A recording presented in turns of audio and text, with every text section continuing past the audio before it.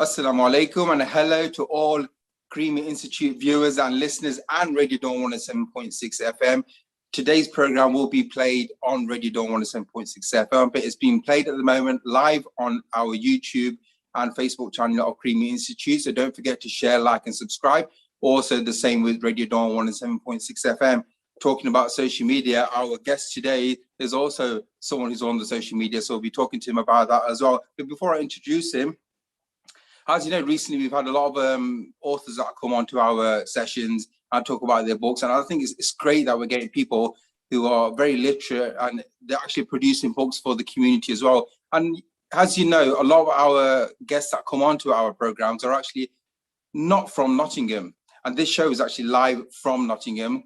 So we really want talent in Nottingham. We want to promote what they do. And we want someone in Nottingham. And when I saw this book, I had a glance through and I thought, this is absolutely fantastic. Who's it done by?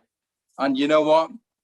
It's homegrown talent. Fantastic. So without further ado, I would like to welcome Christian Weaver, who's actually a barrister by profession and author of this new book that we're going to be going through today, The Law in 60 Seconds, a pocket guide to your rights. And I've got an exclusive copy from Christian himself. Welcome, Christian, to our live Facebook and YouTube on Cream Institute. Thank you, Nessa. I'm going to come here more often, man. Those introductions are brilliant. No, honestly, Christian, it's absolutely fantastic. You know, you managed to take time out because I know, you know, when I'm trying to get hold of lawyers and barristers and stuff, you can never get hold of them. Forget an interview, you just can't even get hold of them anyway. But you know what? For you to take time out, I really appreciate you coming on because it's a fantastic book that you've achieved and obviously that you've written. And really, I wanted to go through with it and how you can actually help the community that we actually live in. And because you're from Nottingham, what I want you to do, if you don't mind, is just to introduce yourself, just for our listeners and viewers, because you're homegrown talent, really. You're from Nottingham. So if you could just tell us how it was growing up in Nottingham and how you got into law. Of course. So literally Nottingham born and bred. So funnily enough, my grandfather, who's of the same name, Christian Weaver, actually he still does have, there's a church in the Meadows, a black church, and he was the pastor there. And so kind of my family's roots have always been in Nottingham as well. And then my dad was involved in local politics. And then for me, yes, born here in Notts, 1994. I currently live in Carlton. And in terms of my kind of education and upbringing, my secondary school was one called Dagfair House. And then I went to Bilborough College. And then from there, Nottingham Trent University. And then for my postgraduate study, which is the specific training to be a barrister, I also did that at Nottingham. It then becomes Nottingham Law School. And although now I work as a barrister in Manchester, right now I'm in Nottingham right now because with COVID, I thought, let me come back to the family home.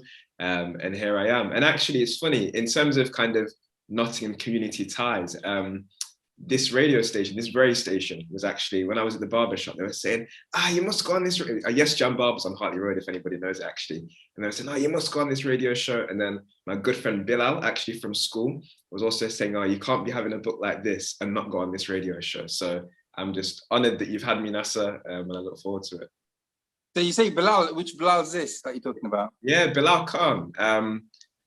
Yeah, my friend Bilal Khan from Dagfair as well. He lives kind of Sherwood way. Fantastic. No, that's brilliant. It's good that you come on through other means as well. It's fantastic that we've actually got listeners out there because sometimes we hold our shows on Radio Dawn and we're thinking, why isn't anybody calling in? Is there anybody out there who's actually listening to us? So the fact that you mentioned this is absolutely fantastic. And it's great that, you know, some way or another, you've come on to our program here. And hopefully it's not the only time. Hopefully we can get you producing more books like this. And then you can come on each time as an exclusive on Cream Institute and Radio Dawn. It was my pleasure, Nessa. So, you know, you said barrister, you know, you went to your postgraduate studies and stuff, but tell us why law? Because a lot of people know it's really hard and, you know, well, I say it's really hard, probably easy for you, but it's really hard and it takes a lot of time and effort. You know, it's not just one course, 2-3 courses, and you're continuously training and, you know, keeping up with the law as the law changes. Why would you choose law rather than anything else? Was there any other hobbies that you had that you thought, you know, I want to get like sports, for example, I want to be a football player or a cricket player. Why law? Yeah, I probably did. And I wasn't very good. So, you know, process of elimination starts to kick into play. Yeah. I think certainly for me, it was from quite a young age, I was exposed to law and almost just how society works. So my grandparents who live in, I guess you call it Woodthorpe /Arnold. But I remember when I was about 6, and they were subjected to kind of racist incidents. People would be leaving dog feces on their car. And I remember just being really kind of shocked by what was happening. And we called the police, nothing happened. And I remember my granddad put up a sign saying, "This house will not be intimidated by racists." And I remember just being so inspired, but also, and it's funny because I was only 6, but almost realizing as well that, wow, it's scary to live in a society where we've had to take matters into our own hands here, and we couldn't rely on the very bodies that are supposed to protect us. So I think from there, I had an interest in, I guess you'd say, politics, just social issues generally, and the law. But then I think my very upbringing, I grew up the year after Stephen Lawrence was brutally murdered in London, a young Black teenager. And I think as a result, the way in which I was raised as a child was very post Stephen Lawrence. So my parents would want to know where I am. And it wasn't them being overprotective, but it was them being aware that a young Black lad can be killed for absolutely no reason, and the police might not really do much about it, or there'll be inadequacies in their investigation of it. So again, that kind of gave me an insight into law and an appreciation of the importance of law. And then I'd say kind of it culminated when I went to college, and it's sad she's passed away now actually, but the lady that ran their taster session, her name was Kate Little, but she was speaking about the importance of law, speaking about Stephen Lawrence case. And from there I thought, okay, I'll do this as an A-level. And then I found I had a natural aptitude to it. It tied into some of the skills that I did have, so public speaking. And then from there, the route of being a barrister just became so much more apparent. And for me, it was never just about being a barrister, but actually working specifically in human rights. So my practice is inquests, public inquiries, prison law, and things like that, where often you're representing the person that might not have power against the powerful state. So probably a long answer, but I think that's the... No, I think that's good, because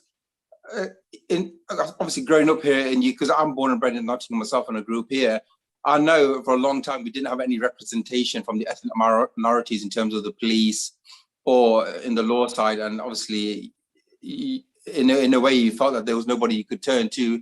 Hence, a lot of people, they just thought, they just gave up hope. But the fact that now, not just yourself, but there's others in the police force, because once you work in a radio station, you get to meet a lot of people. And I'm surprised the amount of people from ethnic minorities that are actually working within law and the police. And I was surprised because I thought there wasn't many there. And a lot of people, because of what you hear in the news and stuff, a lot of people try to stay away from people in those fields. But it's fantastic that someone like yourself, it's excellent, because now you're a role model for other people in the society. So if anybody sees this interview and says, wow, look, this is where he grew up, this is what he experienced, and now look where he is, I actually feel there's hope for me. And I think I could be like you, and I could actually help the people within my community, fight for justice. And I know you said human rights lawyer, but not just that, but you're active on social media as well. Now, I know normally you don't get people from the police or the law side being active on social media because of what they might say or implications in terms of their career, but you're a YouTuber as well, is that right? Sure. I don't know how I feel about the term YouTuber though, but yes, I certainly upload videos onto YouTube. And actually that's really how the book started, because it was, if you know me personally, I'm not the guy to be on YouTube, but I realized that people need to know their rights, and fundamentally people are being exploited because they don't know their rights. And as a result, and actually just to go back to that, so obviously we both grew up in Nottingham, and you remember a good few years back now, but Nottingham was in the headlines because of the disproportionate stop and search of young Black men. And it was kind of one of the worst in the country. So I just realized people need to know their rights, their basic legal rights, just for their everyday life. And I realized that there were probably few better means of kind of getting to the masses than through YouTube. So that's how it started. And then I guess, yeah, it did lead to a bit of a social media presence, and then eventually led to, or evolved into the physical copy of the book. So that's kind of how the route's gone there. The thing is, where Radio Dawn is based, we're based in a very highly deprived area with high unemployment rates, with a lot of migrant communities. Now I'm talking about Bobs Mill, Forest Fields, Hyson Green, Radford area. Now, when I'm going to work, because I live in West Bridgford, so I'm way out. But when I'm driving there, I'll see people stopped over constantly. Every day there's someone who stopped over and there's police, and I'm thinking, what's going on? I thought, times have changed, but it seems like nothing's changed. It seems like it's still going on. Now, obviously, I don't know what kind of experience you have in terms of that, but it's always someone from the ethnic minority who's always stopped on the side. So I think that issue is still going on. So I'm happy that there's someone like yourself who's out there who people can actually say, look, I think, I'm not saying, he's from us kind of thing, but because you're from an ethnic minority, we feel more comfortable going to someone who understands us better, if you could use that. Sure, no, and I appreciate that. And I mean, you make the point that things haven't changed as much as we might like, and the stats still are the case that, let's say you're Black, you're 9 times more likely to be stopped and searched than your White counterpart. And a stat I read really recently, but I thought was quite telling actually. And although I'm thinking of it as the Black statistic, because that's what caught my eye, it actually applies wider to ethnic minority communities, I'm sure. But in terms of those stopped and searched for drugs, Black people are stopped and searched at a higher rate, but the find rate is lesser, which suggests that police have lower levels of suspicion, legitimizing the stop and searches of Black men or Black people. So it's still worrying, and it's welcoming, or it's good that conversations are starting to take place about this, because before maybe you would maybe feel uncomfortable to do so. But there's still a long way to go now, so yeah. Yeah, and I think by you mentioning that someone like the Stephen Lawrence case actually motivated you to go into this field, I think the news in a way does help, because when you have experiences like this, it motivates the people from the community saying, yeah, hang on a minute, I'm not going to stand back. I'm actually going to go forward. I'm going to study hard. I'm going to do something where I can change the community that I live in. And that same goes with people like Malcolm X and Martin Luther King. They did the same thing. That they said that if you're not going to do anything, I think he was 38 when he passed away. I'm not really sure. But Martin Luther King himself said that, if at 38, I think I'm going to sit back and do nothing, and I die at 90. Really, I died at 38. I didn't die at 90. That was one of his statements that he made. I actually died the time when I said I'm not going to do anything about it, and I just stayed back. And that's when I actually really died, kind of thing. So it's fantastic that in their short lives they achieved so much. And I think you're a great model, because you're a young man yourself, and you've achieved a lot. And if you think back in the time, if I grew up in St. Anne's or Forest Fields or Meadows, I didn't have any a great future.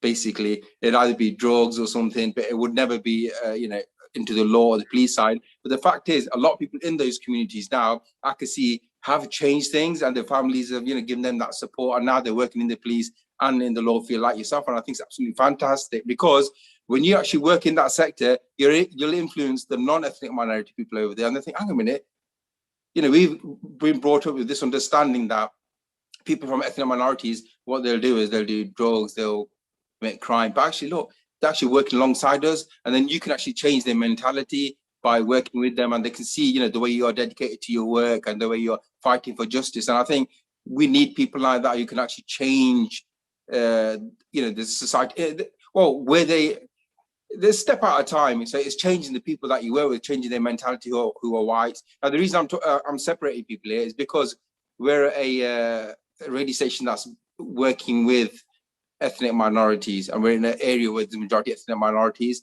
and majority of them will be listening into or watching this seminar. So I'm trying to give them some hope, giving them, show them that this is what we're after, because we're a station where we want to promote work like what you're doing yourself, and show that there is actually a hope in the community, and we shouldn't sit back and wait for rely on the welfare system, but rather we should go out and take control of our life with our own hands. And I think it's fantastic. So obviously now we know more about yourself, and we know where you've come from, what you've done, and you still got a smile on your face, so clearly you like your job. All right, it's okay. High pressure sometimes, but today's been a quiet day, so we're smiling. Yeah. So just to ask, also, before we go into your book, just a quick question in terms of your day-to-day work. Sure. So I mean, what kind of experience do you have in terms of a lot of the cases around crime and stuff? Is it from the ethnic minorities that you get in, or would you say it's a mixture of whites and ethnic minorities? Well, the reality is that disproportionately ethnic minorities find themselves in the criminal justice system. And I think that firstly goes back to stop and search. If people are being stopped and searched at staggeringly higher rates than other demographics, then more people will be found with things because they're being searched more, which then translates to them being in the criminal justice system.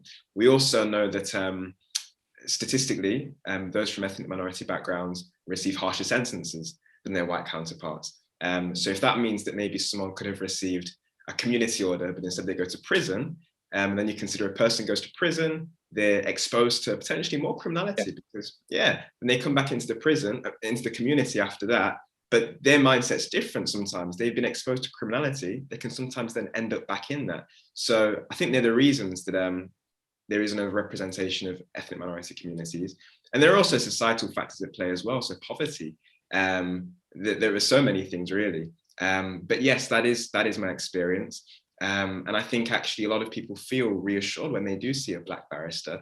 They feel might just be able to relate a bit better to them. And I guess just one other thing I'd say on this is that even when you look at the sentences that people receive, whilst there can be a comment made about, well, maybe judges are deeming ethnic minority behavior more harshly and passing harsher sentences, I think there's also a conversation to be had about if the barrister representing you in his heart of hearts thinks you're probably guilty because of his own prejudice or her own prejudice, then she might not represent you as effectively, which then leads to you getting the harsher sentence. So I think it's, you touched on it earlier, but it's absolutely imperative there's greater diversity in the justice system, if only to prevent that. Absolutely fantastic. So let's get on to the moment we've been waiting for. Let's talk about this book. It's absolutely a nice little pocket guide. It's absolutely fantastic. But before we actually talk about the contents itself, what made you write this book? So the YouTube channel was the very start. So it was, I felt that people didn't know their rights. I thought it was having dire consequences. And then one thing led to another. So when I started the YouTube channel, I guess people started to see me as somebody that could give them a bit of advice on their legal rights. So I'd be getting loads of WhatsApp messages from friends asking what I would deem as really basic legal queries, but things that if they couldn't find an answer for, could have catastrophic consequences. And then from there, I thought to myself, look, there's clearly an issue here. And I think a trigger point actually was I started getting messages from strangers who would be telling me their deeply personal legal issues. And I just thought to myself, you don't know me from Adam, but you found yourself in such a situation, you're reaching out to a stranger, 25-year-old as I was at the time, or 24, to kind of discuss your deepest, darkest legal query. I thought that's just not appropriate. So although I'd answer, I thought there needs to be a better way. And everyone knows that, in theory, you can probably find these huge textbooks that might explain the law to you, but no one understands them. Lawyers struggle to understand them. So I thought, actually, if something can be created that you can genuinely keep in, admittedly a big pocket, but in a pocket, keep on your bookshelf, keep in your car, that for the everyday legal issues you are going to encounter in life, we all do, I do, but yeah, it's a book that can assist you. That's perfect. And that's what led to the Law in 60 Seconds, a pocket guide to your rights. So why did he say 60 seconds? Sure. So, and I've been getting this quite a bit actually. So yeah, because people are saying it's a 300-page book. Why 60 seconds? Yeah. But the YouTube channel was called The Law in 60 Seconds. And the reason for that was that I realized that people often didn't look into their legal issues because they felt it would either be too time consuming to learn about or too complicated. So I thought, if this YouTube video, from when you click start, that it's only going to take 60 seconds, that instantly removes the excuse about, I haven't got time to learn my rights. And then it was the success of those videos that evolved into the book. So that's why the book eventually became The Law in 60 Seconds. And although, of course, you can't read 300 pages in 60 seconds, no. I do hope actually that in terms of, if you read any given page in 60 seconds, you'll be able to learn a whole heap of law in that given time. So it's incredibly concise. Yeah, that's fantastic. I kept the title, yeah. Yeah, because I know that before you actually start off the chapters, before you put your human rights, you've explained what human rights are and what the law states about them. So I think that's absolutely fantastic that you start off with that before actually going into the book. Now, is this book actually designed for ethnic minorities? Or is this for everybody? So the official answer is for everybody, but the real answer is that because it was written by me, in fact, I think that's the key point, because it was written by me, a 27-year-old Black man with friends from all different communities, the book was written through my lens as a Black man and also my lens as a barrister. So whilst in terms of the law, it's all come from my barrister head, it's all accurate, I've checked it with experts in the field, but actually the topics covered, so when we're talking about stop and search, when we're talking about your housing rights, when we're talking about your employment rights, where ethnic minorities always, or very often, the other ones negatively disadvantaged in those areas, they're all prominently covered. And I guess even in terms of the language used in the book, often people from ethnic minority communities, for whatever reason, we might not have the best grasp of the English language. Maybe our parents are immigrants and things like that. So even the very way in which it's written is a way in which those from our community will find that a bit more understandable. No, that's absolutely fantastic. And I think some of the topics, I just want to, a lot of people might be interested and think, oh, well, what does your book actually cover? I just want to mention the headline, the chapter titles anyway. It's renting, relationships, shopping, transport, healthcare, money, employment, alcohol and other drugs, the digital world, activism on the street, and the justice system. And I think you really covered everything there in a nutshell. That's right. I don't think there's anything left out there. Now, the thing is, as I'm going through the chapters, I can see, you've not covered it in too much detail, which would bore people, but you actually covered it in the right amount of detail where it gives you sufficient knowledge to build upon. So a lot of people might feel comfortable thinking, well, I don't want to really go to anybody. What can I do myself? And I think it's absolutely perfect. And the English isn't too, there's not much jargon in there. I think that's the key. If you had a lot of jargon in there, people would just put them off straight away. True. Especially the non-specialists. So, and I think at the end, what you've also done is you've given them basically information about other organizations who they can go on to once they've actually got their sufficient information. So I think having that foundation where you actually know where you stand and what you can do about it, that's the essential key. Once you've got that, then you know where to go from there. So, and I think that's absolutely fantastic. It's not just writing, but you've got, headline, you've got like suitable subtitles for each section as well, which is key, because when it's just page after page after page, like normal textbooks, like you say, you just don't know where to begin and where to end. But what you've done is you've kept it brief, but you've given a section heading for each section as well. So every page you move on to, there's a different section heading with like a lot of tick boxes and stuff. It's like a workbook. That's what it looks like to me. You could say that, yeah. And I think you touched on a really key point, Nasser, because I guess there were two things I thought were really important. So the first one is that the book covers topics that are potentially embarrassing, that you might not want to speak to wider public about. You just personally need to know. And that could range from the law surrounding drugs and alcohol, the law surrounding sending an explicit image to your partner, like things that you might not want to Google search. And actually, even on a more serious note, the law surrounding domestic violence, things like that, where you might not want to type that into your internet browser, but a person needs to know. So I wanted the book to be able to cover that, so a person can view things privately. Then in addition, we spoke earlier about kind of socioeconomic things and poverty that can affect disproportionately our communities. And whilst, I as a barrister wrote the book, the experts I tapped into are people from the British Parking Association, the parking chapter, Shelter, who are probably the largest housing charity in the country. And their time, for someone from our community, we couldn't pay for their time, but actually I've been able to distill their knowledge and incorporate it into this book. So it's not only my knowledge, but actually those that are really experts in their field offering nuggets of advice as well, which I felt was super important.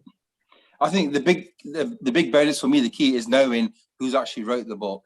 Now, the fact that you're talking from your own experience and someone who's grown up in the ethnic minorities, I think to me, this would be the first book I'll look into, because then I know I can relate to you better.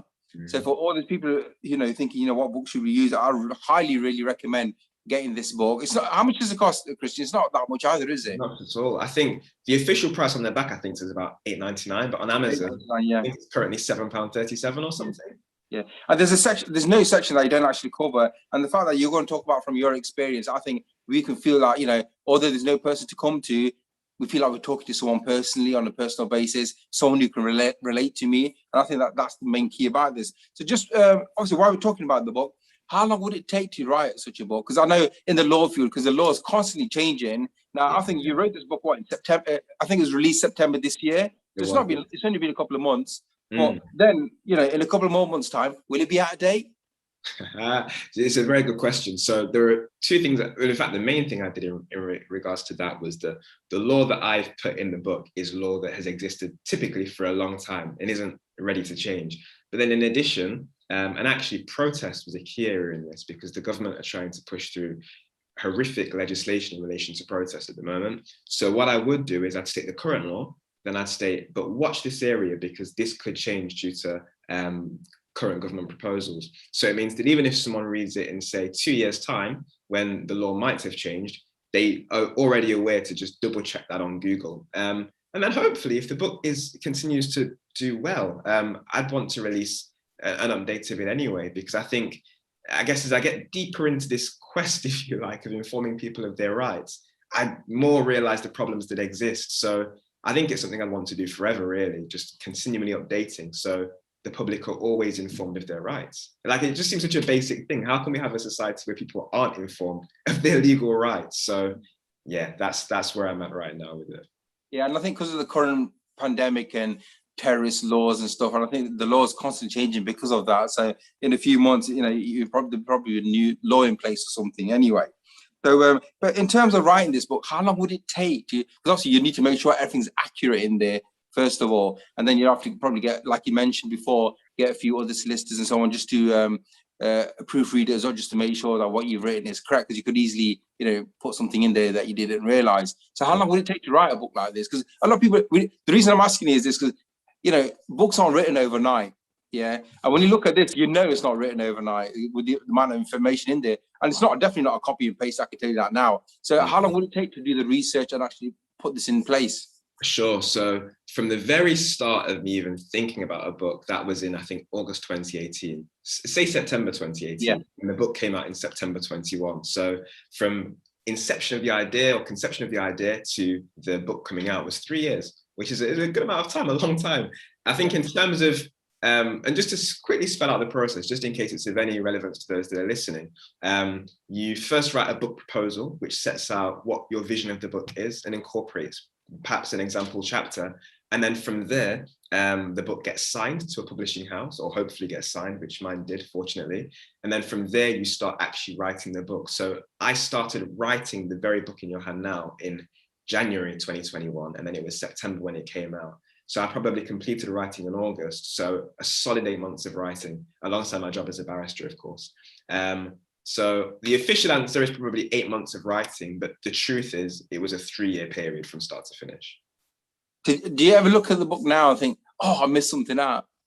But do you know what? For a while now, so I didn't look at the book because I thought when you might spot a typo or something. But fortunately now, I'm very confident everything's been included, and even bits where I thought, actually, that could be included. I'm just confident I can do that for the next edition. But that was a real fear of mine. But fortunately, everything that's popped in my mind so far has been covered in the book, which is nice. Yeah. I mean, Chris, just a suggestion. I don't know if you probably haven't got the time or anything, but for something like this, look, people see that's how thick it is. But it's a small book; it's not a massive book. Now, I think for something like, especially in a community where we live in the ethnic minorities, where there might not be much, they might not be highly educated or anything. Sometimes when I look at books like this, I think it's a fantastic opportunity to just have like a day course or something where someone, an author, can come down and sit with the people in the community and inform them of their rights. Say, look, in marriage, in transport, stop and search, this is what you can do. Because we're actually living in fear. In this day and age, we're still living in fear. And I've been living here for, I've grown up here. And for some reason, although I knew there was racism when I was growing up, it seems worse. It doesn't seem like it's changing for the better. I don't know why that is. And obviously with Brexit and stuff, and obviously what's happening in America and stuff, the racism seems to be increasing a lot more. Like you said, Stephen Lawrence, and there's other cases after that as well. So people live in fear. They think if I go out the door, something might happen, or someone may attack me or something. Because that's what's happening. People are getting attacked on the street, and they're living in fear. So I think, for in highly populated communities of ethnic minorities, I think it's very important where we can get someone in who's trained, who's highly qualified, and sit down with people and say, look, here's a book, purchase a copy of my book, and let's get through it. Let's go through it and make some notes on it. Maybe 3-4 hours a session where you can go through it and people can go home happy thinking, yes, I've learned, I've got a foundation here. I know my rights now. When I'm out there, I feel safe. I know how to approach people. I'm educated to a certain level now. I know what jargon to use, what words to use. Yeah. And then they'll appreciate it as well. So maybe, it's something where you could come to our institute maybe in the future, and we can just get people in the community and say, look, you want to understand law? You want a foundation in law? Christian's coming down. Come and join him. His books will be available on sale as well. Maybe we can get commission out of that as well, Christian. But no, I would love to. And I think, fundamentally, that's why I started the book, to educate people. And I think sometimes there's probably no better education than doing it in person. So in Yeah. fact, it was just 2 weeks ago, I was at Feltham Youth Offending Institute, so Prism in London, and I did a talk there. I would love to do that, Nasa. I would love to do that. As I said, I think that's probably the most effective way actually to spread the message. And even if it is just little bits of jargon you pick up, or just ways you can formulate a sentence, that can be the difference between a police officer treating you with respect when you're stopped and searched or not. That can be the difference between your landlord taking seriously your complaint about the leaked pipe or him not. So it's super important, and I'm all for it, for sure. Yeah, because I think you could easily, you know, if you're not trained in a certain field, you could easily pick up a book, read it, and completely misunderstand it. No matter, you know, how easy maybe you've written it, because I can see it's not, you know, heavy, it's not heavy, jargon heavy or anything. So I could easily read something, I think, misunderstand it, and completely be opposite of what it is, and then actually fall in trouble with the law reading your book. So, you know, it's possible, it can happen. So I think that's why it'd be great that, you know, we could get you down. I'm actually looking forward to this now. I'll be in touch with you after, and hopefully we can arrange a small session maybe at some point, and just get the community in, and let's just, you know, sit down together and actually go through this and see, you know, what kind of work is required in producing something like this, and how, you know, what kind of massive help that you actually provide the community with a book like this. I highly encourage people to purchase this, because it's absolutely beautiful. It's a beautiful book as well. You know, when I purchase a book, I actually look at the book, and I like to smell it. I like to look at the cover, and it has to look nice before I even look at the content. And you know what? It's absolutely, it's amazing, honest. And I keep showing it. I just like touching it. It feels really nice.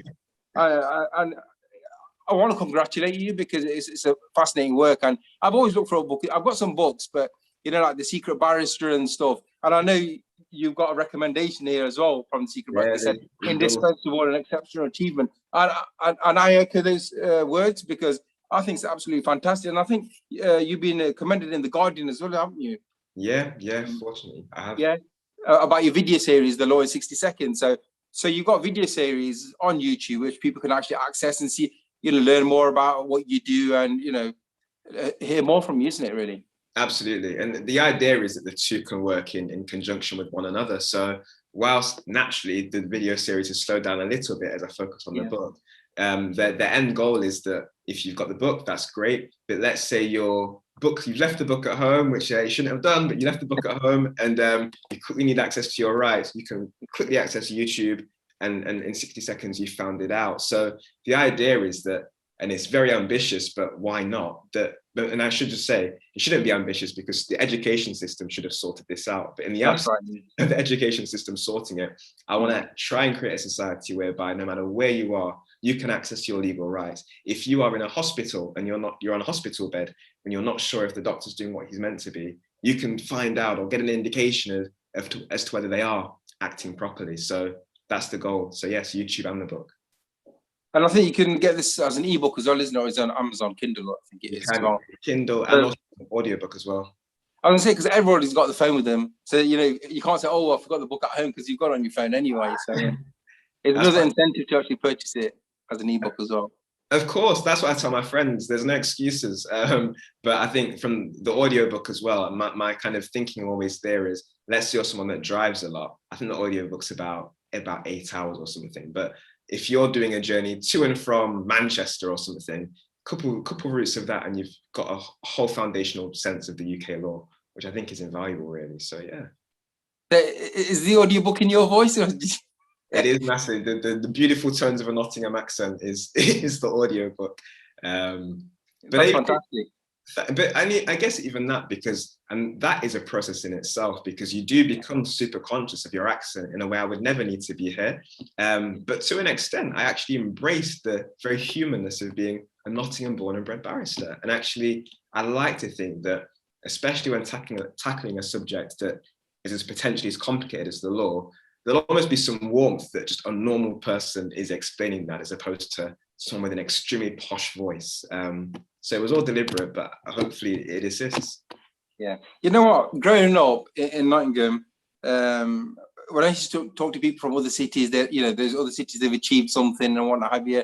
They said, "What's Nottingham done? You know, what's Nottingham? Never heard of Nottingham before." So I've never heard Robin Hood. That's all I used to say. Have you not heard Robin Hood? With the city of Robin Hood, now we've got an excuse. Have you not heard of Christian Weaver? He's from our city as well, you know that. Oh, take it as that. I appreciate that, Nasser. Thank you. I must admit, my Nadia Whitton MP, she's become my the amazing MP Nadia. She's become my. Have you not heard of Nottingham? But I appreciate that, Nasser. Thank you. No, I appreciate it. You know what, Christian, thank you very much for joining us today. I really appreciate it. And it's fantastic having a chat with you as well. And I'm looking forward to having more chats with yourself and get you actually in our radio studio. I think we're maybe going into lockdown after Christmas. I don't know. There's some rumors about that. You probably know more better than us anyway. But but I'm hoping that we can actually get you in the studio for a session and actually get some calls from the community, and let's see what kind of feedback they've got for yourself, what they're saying. And hopefully the listeners out there who are actually viewing this session today, please do share this video with your friends and family, because it's important that every single individual and all the families gets up to date with the law in terms of building a basic foundation in terms of what your rights are, from children. I think children, they don't really learn much at school or college in terms of the law, and they suffer racial abuse and stuff. And then the parents, when they speak to the teachers, they don't know what rights they have, so they can't actually defend themselves or the children, and they're just it's like they've been defeated and then just go home unhappy, and it can cause depression, like you say, and stuff. So I think having a basic foundation is absolutely critical in today's time, especially where I feel the racism is increasing, and a lot of migrant communities are coming in who may not be educated where they came from, but this is a great opportunity to actually learn what UK provides and what sort of help it provides through books like this. Absolutely fantastic. Thank you once again, Christian. Is there any final words you want to give to our community? Maybe anything about the book or yourself, or about law? Or I would just say, if anybody's ever interested in becoming a lawyer or writing, please, my door is always open. I'm on social media. In fact, if you type in my name, Christian Weaver Barrister, it will all come up. And I'm genuinely, especially if you say you came from here, I'm genuinely happy to connect, give you time. People did that for me, and I'm only too happy to pay that forward. So yeah, but Nasser, thank you once again for having me. This was something I really wanted to get done as part of my book rollout. So I'm so pleased to be here. So yeah, thank you. I'm happy to. We're happy to be part of your success, and I think it's fantastic that we've got role models in the community, and we're always here for you as well. So I just want you to know that, and hopefully we can get you in the radio station for something more regular, where we can help better the community we actually live in, and create more. What could you say? Inspire more people to actually take control of their lives and actually start achieving something, and be proud of that as well at the same time. So Christian, thank you very much once again. I really appreciate you coming down, and no doubt this is only the first session. We'll have a lot more to come, and I look forward to your next book or update. When you do have that, then you're back on air again. I love it. Pleasure, Nasser. Thank you so much. Thank you very much, Christian. You take care. Cheers. Oh, take care. Bye-bye. Bye.